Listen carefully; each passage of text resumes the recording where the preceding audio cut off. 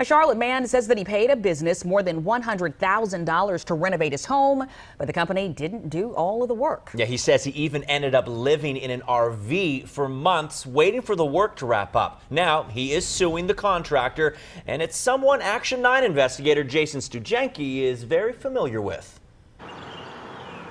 When John Lincoln bought this house near East Meck High School, the inside looked like this. It had never been redone, so it was a blank slate, so it was from 1958. He hired Bainbridge crew to give it a major facelift.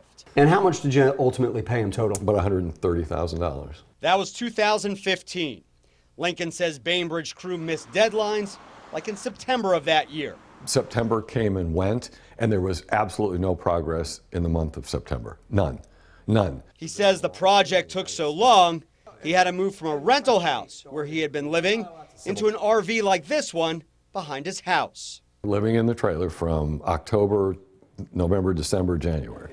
Lincoln also claims Bainbridge crew didn't pay some of the subcontractors who did work on his home. It's pouring down rain outside. There's a woman standing there with an umbrella, and she said she was the wife of the guy who'd done the sheetrock work. She said, well, I just came from ICU because my baby's just had open heart surgery. We need to be paid for the work. Lincoln told me 2 subcontractors still have liens on his property. I would pay them, but I've already paid. Action 9's been reporting on customer complaints against Bainbridge crew for years. First in 2012. We just don't get any response and nothing done. Then again in 2014. We paid our money for it, what was specified in the contract, and he was unable to fulfill that.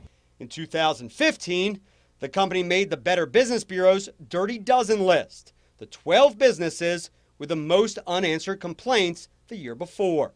Then in 2016, North Carolina revoked Bainbridge crew's license. I was done. So Lincoln hired someone else to finish the work. He says another $30,000.